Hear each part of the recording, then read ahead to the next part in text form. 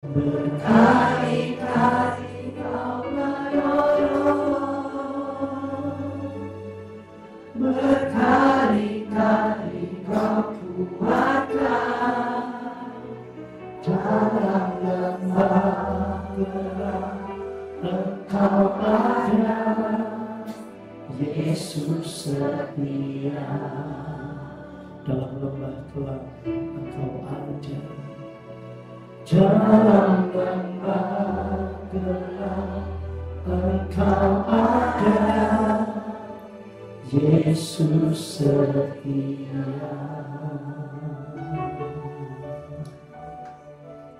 Terima kasih Tuhan untuk cinta-Mu yang besar bagi kami.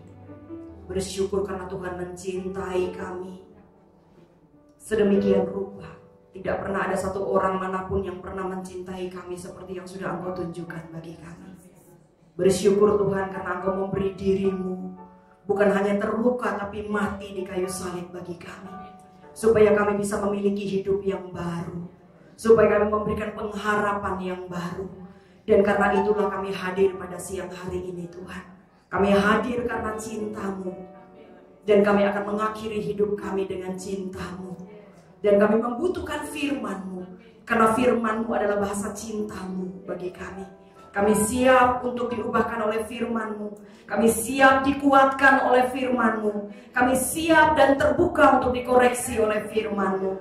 Berfirmanlah, karena kami semua siap mendengarkan. Di dalam Kristus Yesus semua berkata, amin. Silakan duduk kembali. Shalom, Bapak Ibu yang dikasihi Tuhan. Saya mau bertanya, siapa di antara kita yang hari ini sedang melayani Tuhan? Siapa yang hari ini sedang melayani Tuhan? Kenapa cuma beberapa yang angkat tangan? Bagaimana dengan yang lain? Kita melayani siapa? Hidup ini pelayanan. Coba sama-sama ngomong. Hidup ini pelayanan. Hidup ini pelayanan. Kepada siapa kita pelayanan? Melayani Tuhan. Di mana kalau melayani Tuhan itu? Di gereja? Salah ya. Pelayanan itu adalah seluruh hidup kita. Ya, pelayanan itu seluruh hidup kita. Bapak Ibu ada di rumah, berarti Bapak Ibu sedang melayani Tuhan. Melalui siapa? Keluarga. Ketika kita melakukan yang baik untuk suami bukan karena dia layak, tapi karena kita sedang melayani Tuhan. Amin.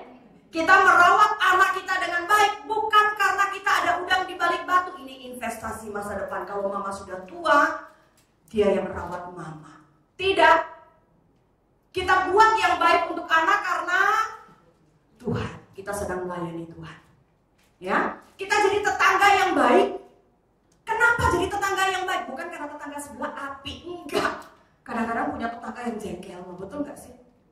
Tukang cari gara-gara, hidup nggak pernah tenang. Tapi kita tetap harus jadi tetangga yang baik, karena kita melayani Tuhan. Jadi hidup itu adalah pelayanan. Kita lagi kerja di kantor, bukan karena buat yang baik supaya bos itu tertarik, bos puas, nanti gaji naik. Bukan, karena kita sedang melayani Tuhan, kita hamba Tuhan di dalam situ. Makanya kita buat yang baik. Jadi hidup ini adalah pelayanan. Diubah ya konsepnya ya. Selama ini mungkin kita berpikir hidup itu punyanya aku urus sendiri. Suamiku, anakku, ya aku yang putusin nikah sama dia, aku yang putusin kepengen punya anak, ya sudah tak urus dewek. Enggak, hidup ini bukan tentang kita. Hidup ini punyanya Tuhan. Kita ini pelayanan, kita ini hamba. Pertanyaannya saudara, berapa banyak kita bersukacita dalam pelayanan kita? Hidup pelayanan, amin. Siapa yang sukacita dalam pelayanan? Rawat suami sambil senyum.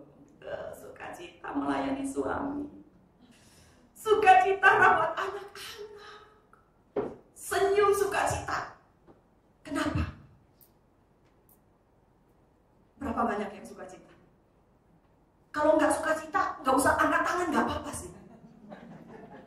Jangan sampai di rumah nangis-nangis air mata begitu sukacita. Amin. Enggak, Tuhan tahu soalnya. Iya kan? Saya bisa ketipu, Tuhan gak ketipu. Kita lihat hidup kita itu pelayanan atau bukan. Kita harus melihat hidup kita itu medan pelayanan. Hidup kita medan pelayanan, saudara. Sesulit apapun, itu pelayanan. Sesulit apapun itu pelayanan. Banyak orang bisa memulai pelayanan. Banyak orang mungkin suka melayani. Pertanyaannya, berapa banyak yang bisa mengakhiri dengan baik?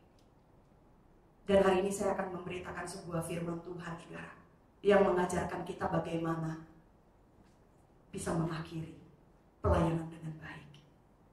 Mari bersama-sama, saudara, kita belajar dari 2 Timotius pasal 1, saudara. Saya sudah sebenarnya minggu lalu ini perenungan saya tentang Timotius. Saya udah di Tesalonika. Tapi di Timotius itu ada banyak sekali hal yang sangat indah, saudara. Dan ini salah satu saya putuskan untuk ambil ini menjadi perenungan kita hari ini. Timotius pasal 1 ayat 11 sebenarnya, bukan ayat 12. Ayat 11 sampai 14. Kita akan mulai bersama-sama. Saya baca ayat 11 ya, Bapak Ibu ayat 12, kita bergantian. Untuk Injil inilah aku telah ditetapkan sebagai pemberita, sebagai rasul, sebagai guru.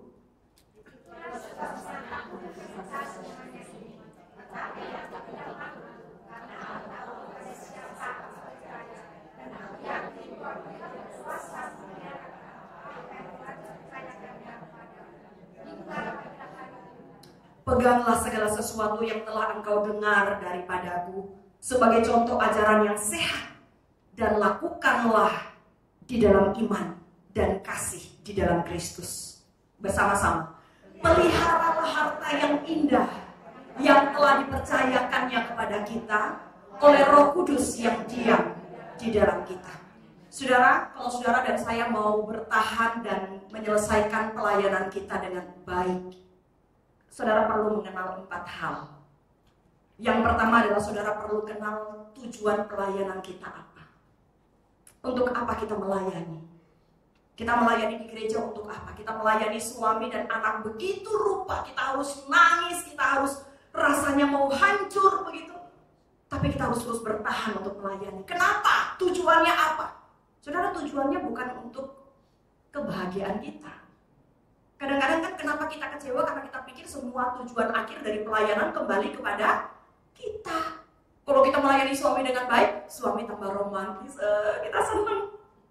Kalau kita rawat anak dengan baik, anak cinta mamanya, kita senang. Tapi gimana kalau itu nggak dapat? Sudah layani suami sampai jungkir balik, tetap nggak dapat perhatian, cinta yang kita mau.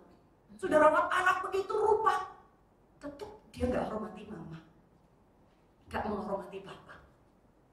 Terus kita hancur, kita depresi, kita bilang Tuhan nggak baik. Enggak, karena tujuan pelayanan kita bukan supaya kita dapat keuntungan. Tujuan pelayanan kita adalah Injil, Bapak Ibu. Lihat, Injil ini adalah tujuan kita, saudara. Paulus tuh bilang begini, saudara. Mari kita lihat ayatnya ya. Untuk Injil inilah aku telah ditetapkan sebagai pemberita, sebagai rasul, sebagai guru. Itu Paulus. Ya kan? Kalau kita Tuhan tetapkan sebagai apa? Sebagai istri, sebagai mama, sebagai pelayan di gereja, sebagai, kita bisa tambah sendiri, gitu kan? Tetapi untuk apa? Untuk Injil inilah. Ini luar biasa loh. Paulus membuat penekanan. Kan hanya dia bisa bilang begini, untuk Injil aku telah, nggak perlu inilah lagi kan? Iya kan? Atau untuk inilah, kan dia sudah ngomong Injil di atas. Untuk inilah aku ditetapkan, bisa. Tapi dia pakai double. Untuk Injil inilah, bukan yang lain.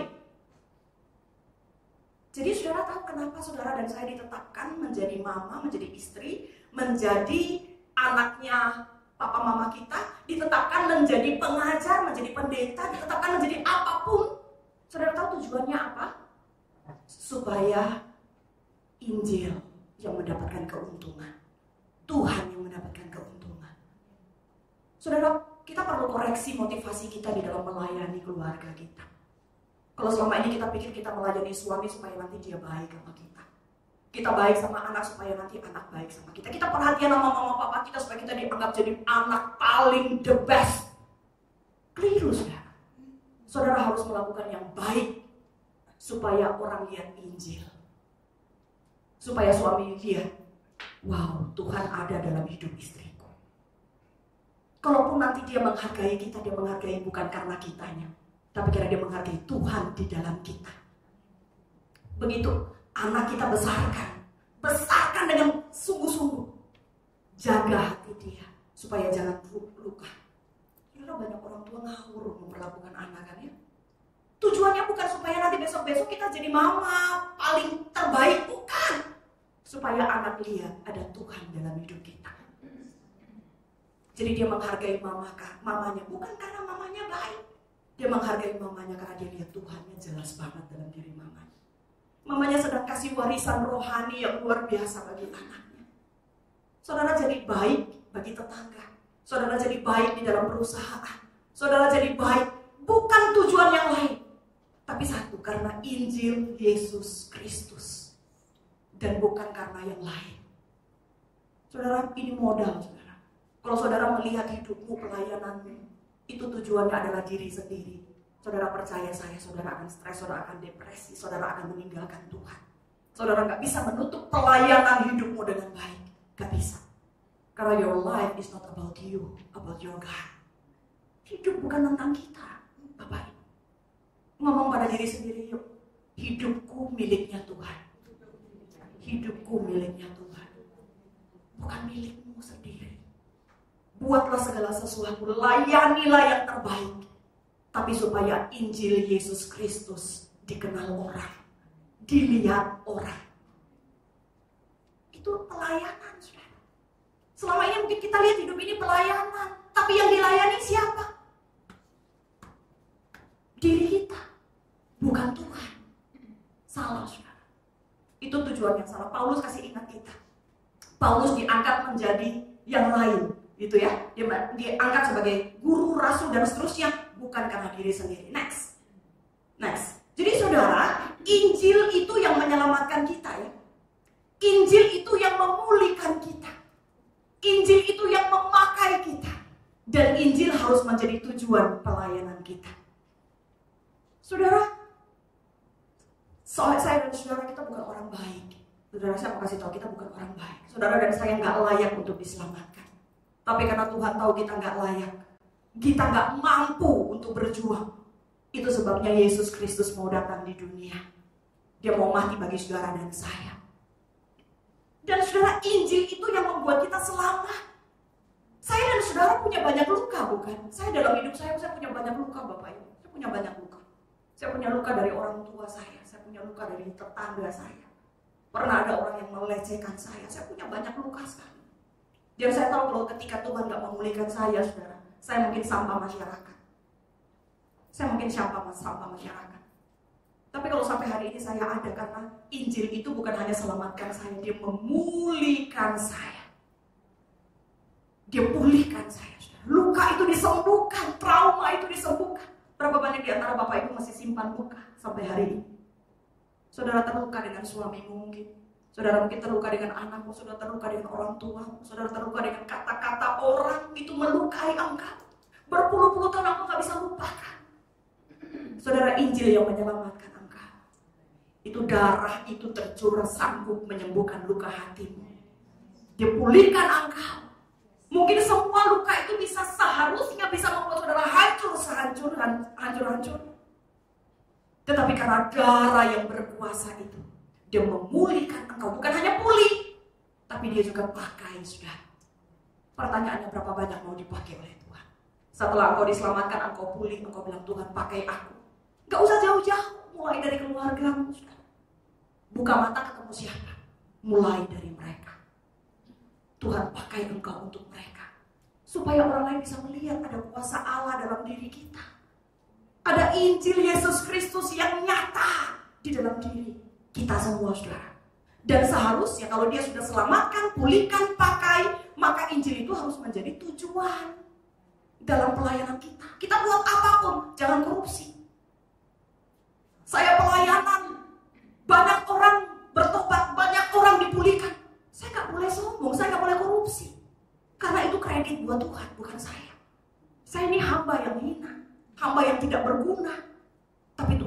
Tuhan pakai saya untuk kemuliaan Tuhan.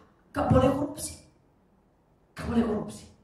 Kita buat yang baik untuk suami, anak, tetangga, mertua, menantu, dan bisa ditambahkan panjang listnya. Untuk siapa? Jangan korupsi, bukan untuk engkau.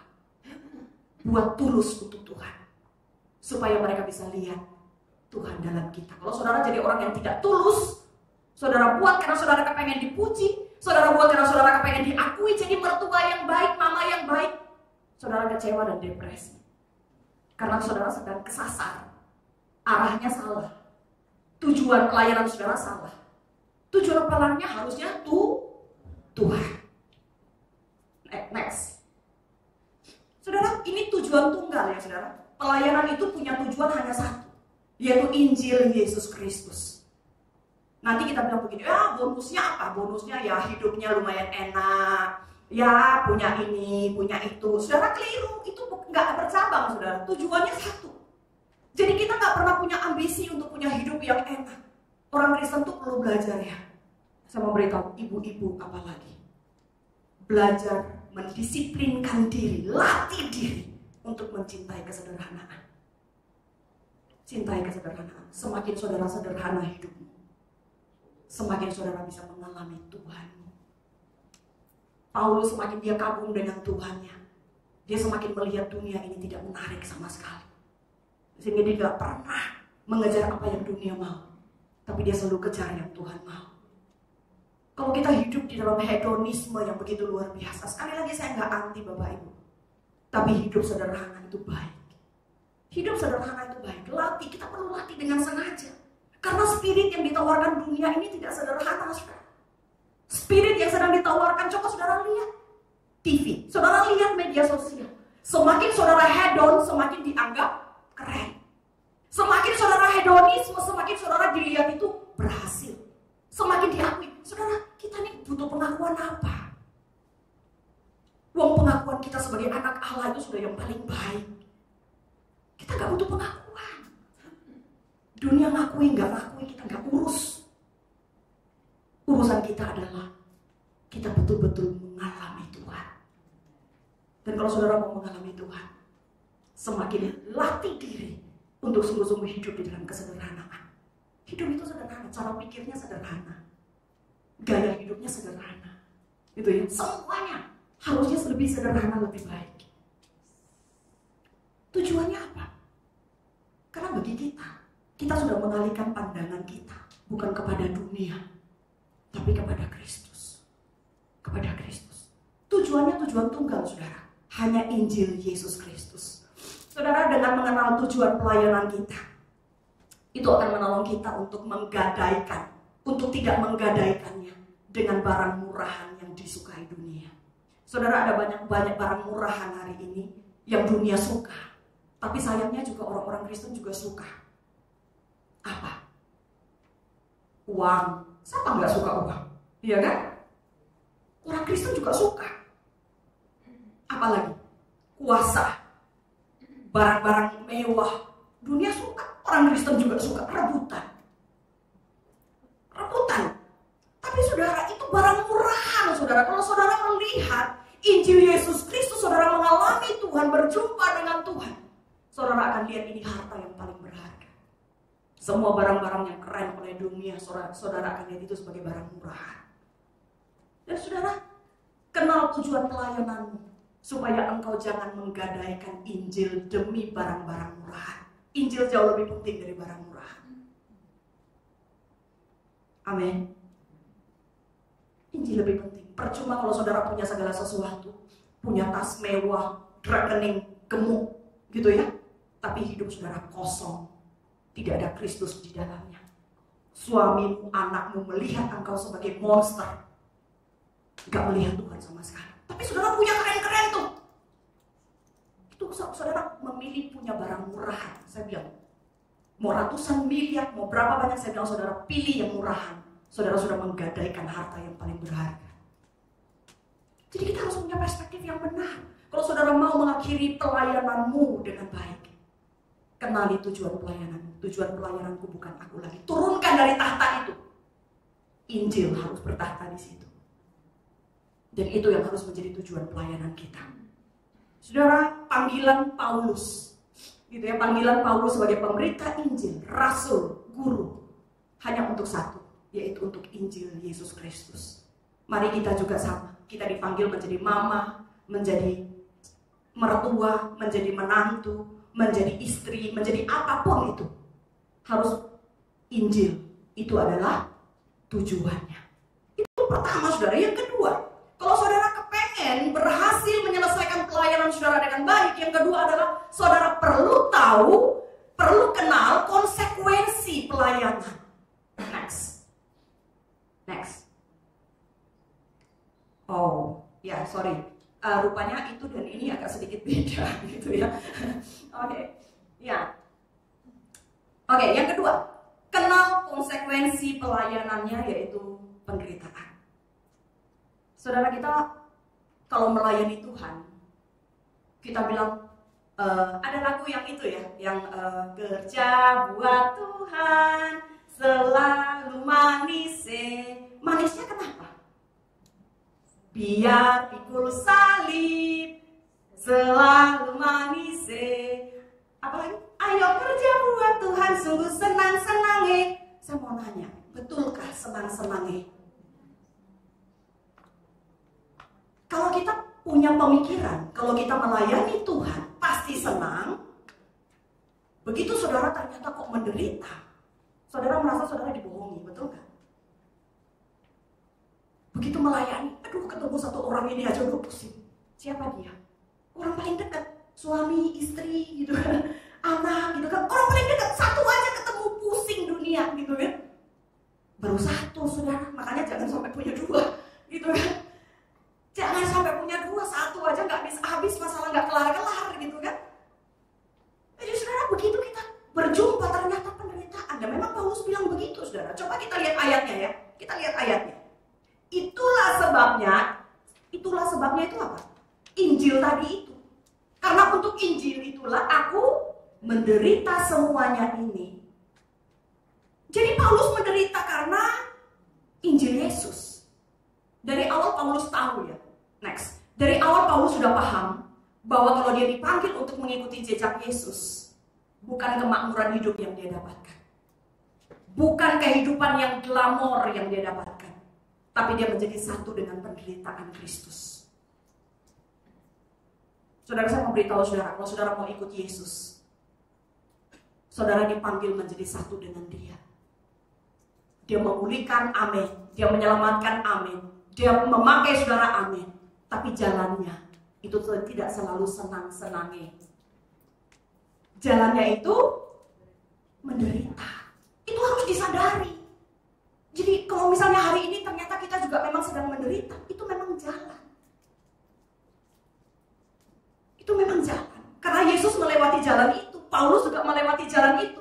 Saudara dan saya juga harus melewati jalan itu. Sehingga saudara, keberhasilan di dalam sebuah pelayanan, keberhasilan dalam sebuah pelayanan itu tidak diukur dengan barang-barang yang fana, saudara, tetapi dengan keserupaan dengan Kristus. Saudara berhasil dalam pelayananmu, itu tidak diukur dengan suamimu berubah tiba-tiba, istrimu berubah tiba-tiba sekejap, anak-anakmu berubah dalam sekejap, enggak. Atau kalau saudara ikut Yesus, tidak tiba-tiba yang miskin jadi kaya. Saudara, ini soalnya Injil kemakmuran ini terlalu banyak, saudara. Diajarkan. Ya, bukan hanya di Surabaya, di mana-mana. Teologi kemakmuran itu menjamur di mana-mana. Tapi saya mau beritahu saudara, kalau saudara ikut Yesus, tidak tiba-tiba Tuhan ada dalam setiap musim hidupmu. Yes, amin. Tuhan akan menolong saudara, pasti, amin. Tetapi tidak selalu dengan cara kita dan kemauan kita. Nggak selalu begitu. Saudara, tujuan pelayanan kita bukan supaya kita dapat yang fana. Kalau kita baik dengan suami, kan nanti dia bisa kasih hadiah berlian, bisa kasih dia. Enggak, bukan itu.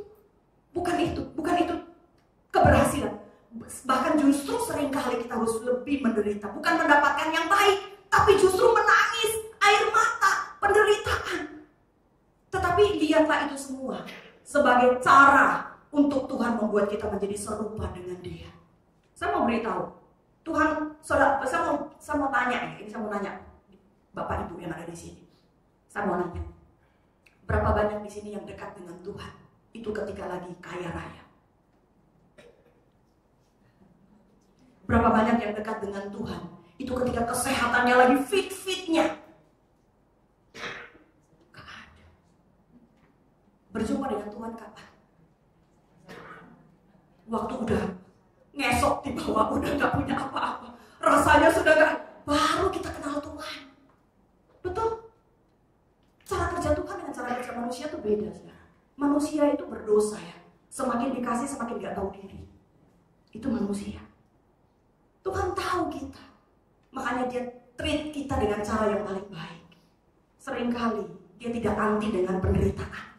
Seringkali dia mengizinkan kita menderita supaya kita mengalami dia, serupa dengan dia, kenal hatinya.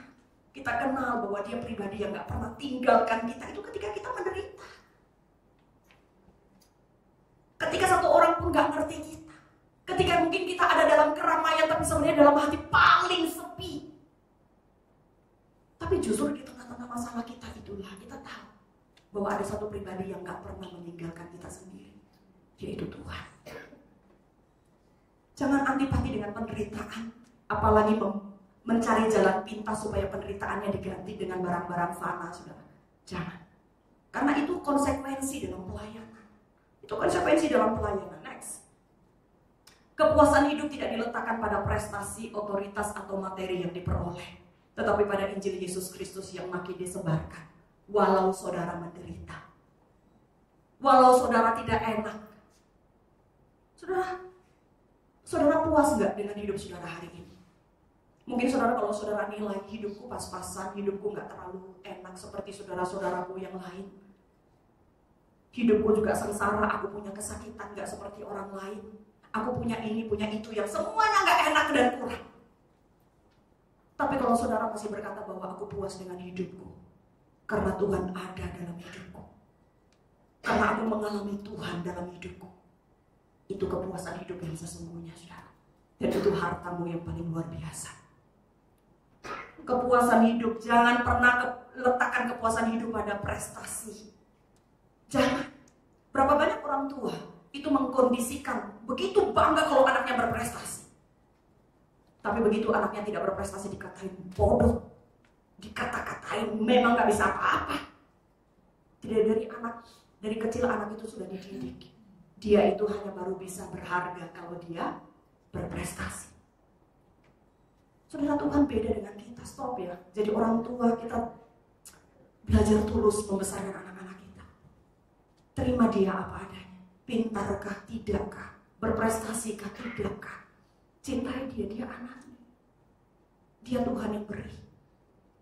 Latih diri kita untuk tulus mencintai, untuk tulus merawat. Supaya anak selalu merasa bahwa dia selalu bisa pulang kepada mama, pulang kepada papa. Even dia tidak berhasil, even dunia anggap dia gagal, dia masih tahu siapa rumah dia yang sesungguhnya, yaitu mama dan papa. Berapa banyak anak kalau menderita sendiri, gak berani ngomong orang tua. Karena takut, kalau dia ngomong, papa mama bisa jadi stres, gak bangga dengan dia. Kalau saudara, Tuhan kasih saudara anak, cintai dia dengan tulus. Cintai dia dengan tulus. Supaya dia, entah dia sehancur apapun di luar sana, dia akan pulang cari. Dia tahu papa mamanya, dia selalu punya tangan yang terbuka untuk terima dia. Amin. Saudara yang dikasihi Tuhan, hidup ini bukan tentang prestasi, bukan tentang otoritas, bukan tentang materi. Bukan tentang itu. Even saudara gak punya ini, even saudara menderita, yang penting Injil Yesus Kristus dikenal orang. That's more than enough. Itu cukup buat kita. Itu cukup buat kita. Saudara, orang yang ingin membajak namun menoleh ke belakang, itu tidak layak bagi kerajaan Allah. Kalau saudara bilang saudara mau ikut Yesus, mau bajak, ikut, ya Tuhan aku mau ikut, siap bajak, gak usah menoleh ke belakang. Mau siap bajak itu berarti bahwa urusan Tuhan nomor satu. Urusan Tuhan ada di depan, aku akan fokus ke sana. Aku melupakan apa yang ada di belakangku. Aku sudah tidak peduli dengan apa yang dunia ajarkan, yang dunia tawarkan. Tapi berapa banyak orang Kristen berkata siap ikut Yesus, masih noleh ke belakang. Masih peduli dengan apa yang dunia ini anggap berharga. Saudara, mari kita menjadi wanita-wanita yang cantik. Bukan karena tampilan luar, tapi karena hati dan jiwa kita yang begitu cantik. Mari jadi laki-laki, bapak-bapak yang hebat. Bukan karena begitu tampannya, bukan. Tapi karena dia punya hati dan jiwa yang utuh di dalam Tuhan. Itu yang gak bisa habis, saudara. Saudara mau rawat tubuhmu habis berapa M pun, saudara, mati ya mati aja. Ya kan? Mati-mati aja, saudara. Tapi kalau saudara sibuk menghiasi jiwamu, saudara gak akan pernah kehilangan itu. Sekalipun tubuhmu merosot dan habis lenyap, engkau masih punya jiwa yang cantik di hadapan Tuhan. Yang ketiga, saudara, yang perlu saudara kenal. Saudara perlu tahu cara meresponi penderitaan secara benar. Ya, perlu meresponi cara menderita secara benar. Ternyata ini perlu belajar loh, saudara, tahu caranya. Paulus bilang begini, saudara, di dalam ayat yang ke-12. Aku tidak malu. Ya, dia bilang itu sebabnya aku menderita semuanya ini, tapi aku tidak malu. Kenapa aku tidak malu? Karena aku tahu kepada siapa aku percaya. Dan aku yakin bahwa dia berkuasa memelihara apa yang telah dipercayakannya kepadaku. Dia berkata yang pertama, aku tidak malu. Aku tidak malu.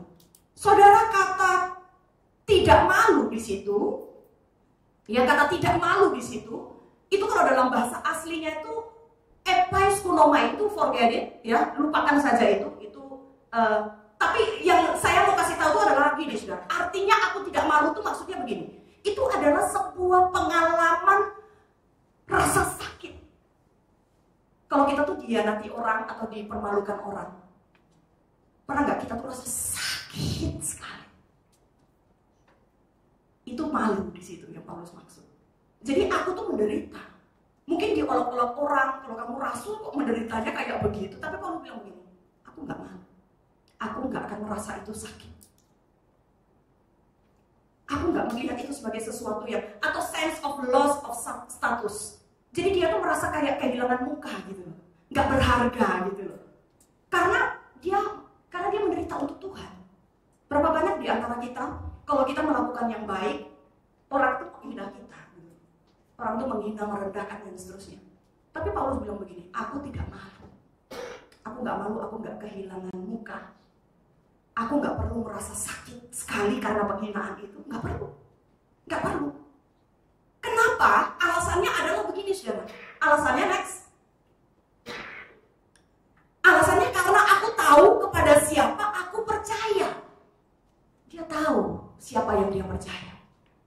Saudara kalau mau kuat dalam pelayanan, saudara harus tahu bahwa saudara harus tahu bahwa konsekuensinya adalah penderitaan. Dan saudara harus tahu cara menghadapi penderitaan dengan cara yang tepat. Yang pertama, jangan pernah malu. Jangan pernah merasa itu sebuah kesakitan kalau ditolak atau dipermalukan. Jangan pernah melihat itu sebagai kehilangan muka. Gak usah. Gak apa-apa. Gitu ya? Gak apa-apa. Aku tahu siapa yang aku percaya. Biarkan dia yang aku percaya yang turun tangan. Aku gak perlu membela. Kamu gak perlu memperjuangkan. Gak perlu aku membuktikan kepada dunia. Karena toh yang benci aku tetap gak akan percaya. Betul kan? Orang yang percaya kita gak butuh penjelasan. Tapi orang yang benci kita tetap gak akan percaya. Gak perlu jelasin, biarin aja. Tuhan yang akan turun tangan. Tuhan yang akan turun tangan. Dan begini, saudara, aku yakin bahwa dia berkuasa memelihara apa yang telah dia percayakan kepadaku hingga pada hari Tuhan. Saudara, berapa banyak di antara Bapak Ibu yang hari ini saudara khawatir karena saudara bilang, aku gak tahu aku bisa gak mengakhiri peranku dengan baik. Bisa gak aku bertahan sampai akhir dengan keluargaku, dengan pelayanan terhadap keluarga, dengan pelayanan di gereja, dengan pelayanan di mana. Aku gak tahu Tuhan, complicated. Aku rasa aku lemah sekali. Aku aku rasa masalah begitu berat. Aku nggak tahu aku bisa selesaikan kan. Tapi Tuhan berkata, saudara, kalau saudara yakin bahwa dia berkuasa memelihara apa yang sudah dia percayakan sampai pada hari Tuhan. Amin. Tuhan, kalau Tuhan taruh dalam tanganmu hari ini, istri, suami, anak, menantu, mertua, cucu, apapun dalam tanganmu, berperanlah sebagai hamba Allah dengan baik. Kenapa? Karena saudara tahu bahwa dia berkuasa memelihara semua yang dia taruh dalam tangan Bapak Ibu sampai pada hari Tuhan. Dia berkuasa. Saudara yang dikasihi oleh Tuhan, kesetiaan dalam pelayanan, kalau kita bisa setia dalam pelayanan, terletak pada kepercayaan kepada Tuhan bahwa dia yang sudah mengerjakan yang baik dalam kita pasti melanjutkan pekerjaannya hingga hari dia datang kembali. Kita harus percaya, saudara. Kalau saudara tidak percaya bahwa Tuhan yang akan melanjutkan, saudara kalau noleh ke belakang, kita hidup berapa tahun sih? Mungkin ada yang 50, 60, 70, 80. Coba noleh ke belakang. Tuhan baik gak sih? Baik banget. Sisanya di depan masih berapa banyak? Gak banyak, wong udah 80. Gak banyak, wong sudah 70, 60. Gak banyak. Lah kalau sepanjang itu saja dia begitu baik dan setia, masa enggak dia meninggalkan kita dan tidak setia untuk melanjutkannya? Pasti dia akan lanjutkan. Makanya seorang pelayan Tuhan, kalau kita mau mengakhiri pelayanan kita dengan baik, percaya bahwa dia akan melanjutkan pekerjaan baik dalam kita. Amin. Dia akan melanjutkan pekerjaan baik dalam kita. Saudara, kegagalan dalam pelayanan itu terjadi ketika kita sudah mulai menggeser harapan kita kepada Tuhan dan menggantikan kepada kemampuan diri sendiri. Kadang saudara, kita tuh berpikir bahwa aku yang harus kuat, aku yang harus strong, aku yang harus aku. Saudara-saudara dan saya itu manusia berdosa. Kita gak punya kekuatan terlalu banyak. Kita itu membutuhkan anugerah Tuhan. Kita butuh anugerah Tuhan. Dan dialah, gitu ya. Makanya kalau kita tidak mau gagal dalam pelayanan, stop mengandalkan diri sendiri. Stop mengandalkan diri sendiri. Andalkan Tuhanmu yang sudah mengerjakan semua yang baik dalam kita. Terakhir, saudara. Terakhir. Bukan 3 ya, harusnya 4 ya. Terakhir. Kita tahu hal yang esensi yang harus dilakukan. Hal yang esensial yang harus dilakukan. Yang pertama adalah peganglah semua ajaran yang sehat. Ya, peganglah semua ajaran yang sehat. Next. Langsung ikutin saya aja ya, langsung ikutin aja. Next. Ya, ayat 13. Peganglah segala sesuatu yang telah engkau dengar daripadaku sebagai contoh ajaran yang sehat. Ini yang pertama. Peganglah. Berpegang pada ajaran yang sehat. Pertanyaannya selama ini saudara pegang pada ajaran sehat atau ajaran yang palsu? Ini penting saudara. Saudara perlu kenal komunitas-komunitas yang ada. Cukup banyak komunitas yang ada di Surabaya kan? Cukup banyak komunitas. Berapa banyak komunitas yang mengajarkan kebenaran? Kita perlu deteksi saudara. Bukan kita ini mau menjadi hakim, bukan. Tapi supaya saudara dan saya bisa berpegang pada apa yang benar, kita perlu tahu di mana tempatnya mendapatkan yang benar, betul? Kita perlu tahu.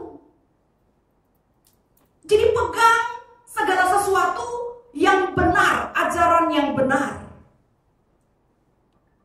Kalau di dalam bahasa Inggris, next, di situ dikatakan keep as the pattern. Jadi pegang itu sebagai model, gitu loh. Pegang itu sebagai model. Jadi caranya bagaimana, saudara? Caranya bagaimana? Yang pertama memang betul tadi saya bilang, deteksi komunitas yang kita datangi. Ini dia mengajarkan ajaran yang sehat atau ajaran yang palsu. Karena kalau saudara terjebak pada komunitas yang mengajarkan ajaran yang palsu, saudara berpegang pada ajaran yang palsu. Dan saudara akan terus melayani tapi saudara nggak punya power. Yang kedua, saudara, next, saudara perlu latih diri untuk membaca dan merenungkan firman Tuhan. Kalau saudara baca, latih diri, baca, renungkan firman, maka saudara akan akrab dengan model yang Tuhan mau dan tidak terpengaruh dengan ajaran-ajaran yang salah. Pertanyaannya, Berapa banyak di antara kita, saya mau tanya ibu-ibu, bapak-bapak ya, berapa banyak waktu yang kita pakai untuk nonton sinetron? Nggak suka ya? Kalau nggak suka, oh puji Tuhan, saya juga nggak suka. Saya hampir nggak pernah nonton. Saya hampir nggak pernah nonton. Saya nonton mungkin beberapa, kalau saya punya waktu betul, itu kadang-kadang beberapa podcast pilihan yang saya kadang nonton gitu ya. Kemudian saya kadang-kadang lihat sepintas aja berita-berita gitu ya. Saya nggak terlalu suka. Tapi ada ibu-ibu yang kalau nonton sinetron, satu hari dia bisa ngikutin 3 sinetron. Dia udah hafal waktunya antara jam sekian sampai jam sekian, jam sekian sampai jam sekian, jam sekian sampai jam sekian. Begitu dapat undangan gereja, undangan persekutuan. Aduh sorry sibuk, gak bisa jam-jam begitu. Ternyata selidik punya selidik. Sibuknya itu karena drama Korea lah, sinetron lah, begitu ya. Tapi saya mau nanya, berapa banyak bapak-bapak dan ibu-ibu di sini baca Alkitab? Puji Tuhan kalau tiap hari masih baca Alkitab. Berapa jam? Enggak jam sih. Ya 10 menit. Saudara, kita ini harus latih. Manusia berdosa ini butuh dilatih. Orang atlet, kalau latih itu dari asketis itu ya. Sebenarnya dari asketis itu melatih latihan. Militer tuh butuh latihan, saudara. Atlet tuh butuh latihan. Nah kita ini sebenarnya juga perlu melatih. Karena kita ini berperang dengan dosa. Kalau kita nggak melatih, saudara nggak mungkin bisa menjadi atlet rohani yang benar, yang baik. Nggak mungkin bisa. Perlu latih. Namanya latih itu berarti sengaja menyediakan waktu, sengaja mengkondisikan supaya bisa baca. Habiskan waktu kita dengan baca firman Tuhan itu sangat tidak rugi. Saudara, saya tiap hari saya mengusahakan bisa baca Alkitab, saya garis, saya coba memaknai, saya coba. Kadang bisa nggak rasa pindah kitab, gitu ya, pindah kitab. Kita harus latih dengan sengaja. Kalau enggak kita KO Bapak Ibu, gitu ya. Dan yang kedua, saudara, setelah kita itu berpegang pada ajaran yang benar, yang kedua adalah lakukan itu. Pegang aja percuma, saudara, kalau nggak dilakukan, iya kan? Kita pegang, artinya orang mau goncang-goncang kita, sudahlah, kamu udah pindah aja lah ke sebelah. Kita mau digoncang kayak apa juga nggak bisa, gitu loh. Kenapa? Sudah berpegang teguh. Tapi jangan hanya berpegang, lakukan Injil Yesus Kristus di dalam iman dan kasih. Kenapa kok di dalam iman? Karena seringkali yang kita lakukan, jujur, kita sendiri mempertanyakan, gitu. Tuhan, aku setia kayak begini. Aku sudah berkorban segini banyak Tuhan. Benar gak sih? Kadang-kadang kita sendiri mungkin mempertanyakan gitu. Lakukan dengan iman. Bahwa asal Injil Yesus Kristus ditinggikan dalam diri kita. Itu cukup. Lakukan dengan iman dan kasih di dalam Yesus Kristus. Berapa banyak cinta Yesus di sini? Berapa banyak cinta Yesus? Kita biasa nyanyi ya, ku mau cinta Yesus selamanya. Ku mau cinta Yesus selamanya. Saya mau tanya, dari mana saudara punya kemampuan untuk cinta Yesus? Kita nggak pernah mampu cinta Yesus kalau Yesus nggak lebih dulu cinta kita. Yesus mencintai kita lebih dulu, memberi semuanya yang kita butuhkan, sehingga saudara dan saya mampu cinta Dia. Hari ini, kasihilah Dia, cintailah Dia, karena Dia lebih dulu mencintai kita. Lakukan semua Injil Yesus Kristus di dalam iman dan kasih kepada Yesus Kristus. Dan yang berikut, saudara, peliharalah harta yang indah. Pelihara harta yang indah. Saudara, harta yang indah itu apa? Ayat 14, peliharalah harta yang indah yang telah dipercayakannya kepada kita oleh Roh Kudus yang diam di dalam kita. Jadi aplikasinya adalah saudara jaga rumahmu baik-baik. Jaga mobil mewah-mewah di rumah itu dengan baik-baik. Karena itu harta yang indah. Betul? Itu harta yang murahan, saudara. Kalau dibandingkan dengan Injil Yesus Kristus. Saudara berjumpa dengan Kristus. Saudara menyaksikan kemuliaannya, menyaksikan keagungannya. Saudara anggap dunia ini sampah. Karena gak ada yang lebih penting dari pengenalan kepada Yesus. Injil itu adalah harta yang paling indah.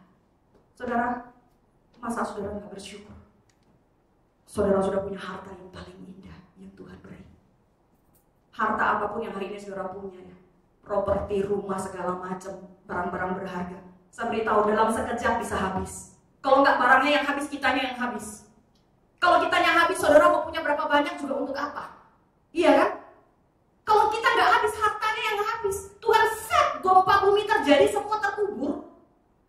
Nggak ada jejaknya. Jadi betapa bodohnya orang yang mengandalkan semua barang-barang yang tidak berharga itu. Pelihara harta yang indah yang telah Tuhan beri. Apa harta yang indah itu? Injil Yesus Kristus. Dia yang sudah mati bagi engkau. Dia yang sudah memulihkan hatimu yang luka. Dia yang sudah melayakkan engkau menjadi pelayan. Itu harta yang paling indah. Itu saudara berjumpa dengan Tuhan pun itu gak akan hilang, saudara. Gak akan hilang. Itu harta abadi yang kita bawa. Harta abadi yang kita bawa. Next.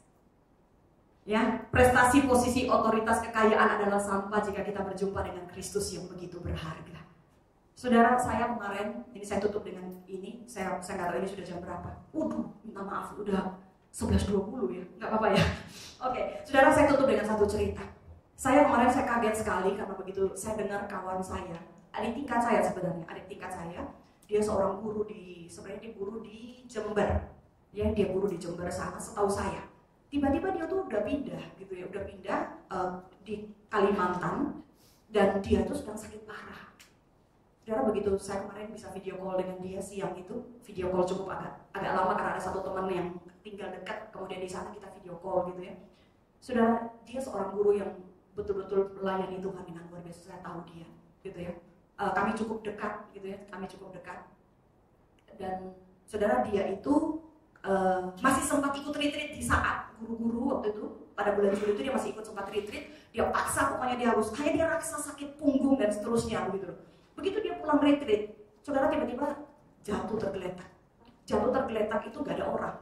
Jadi dia sendirian, anaknya tuh lagi liburan di rumah neneknya. Jadi dia tuh selama 2 hari ditinggal. Dia tuh hanya minum air, karena kebetulan air yang bisa diraih. Dia gak bisa jalan, gak bisa apa. Dan saudara, begitu ketahuan, ditolong, dia tuh dinyatakan punya kanker ganas stadium 3. Hari ini hanya bisa berbaring, gak bisa apa-apa, saudara. Kemarin tapi waktu telepon, saudara tahu gak? Tidak pernah ada satu kata yang mengutuk Tuhan, mempertanyakan Tuhan. Dia selalu berkata, Tuhan baik dalam hidupku. Sekalipun semua rencanaku berubah hidupku. Bahkan aku juga gak tahu besok akan seperti apa, anakku seperti apa. Tapi Tuhanku sangat baik. Saudara, tubuh kita bisa habis, tubuh kita bisa hancur, tubuh kita bisa lemah. Semua yang kita punya bisa gak ada, bisa habis tiba-tiba. Tapi saudara, kalau saudara pelihara harta yang paling abadi dan indah itu, sekalipun semuanya habis lenyap, rohmu tetap memelihara harta yang abadi dan tidak pernah ada apapun yang bisa menghancurkannya. Tuhan memberkati. Mari kita tundukkan kepala. Bapak Ibu yang dikasihi Tuhan,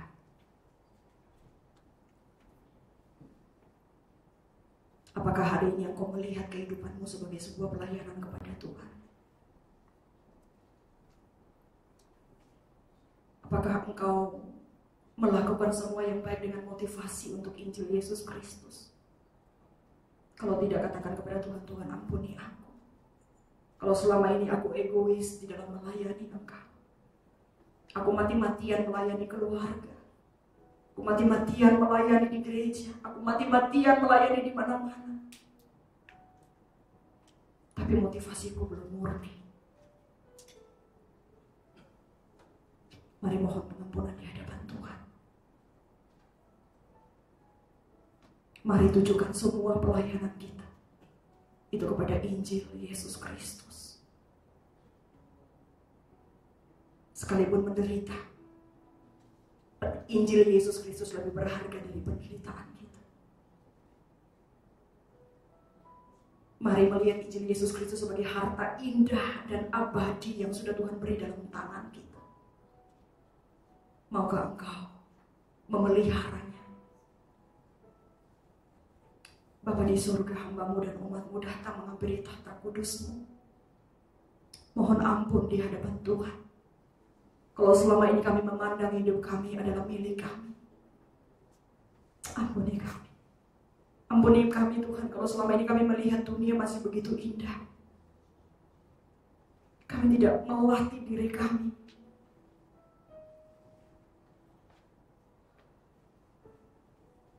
untuk mencintai firman-Mu. Ampuni kami.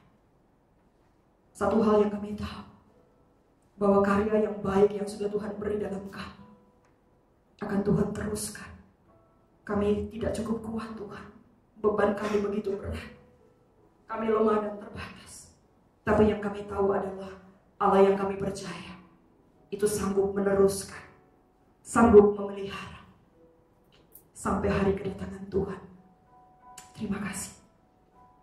Dalam Kristus Yesus kami berdoa.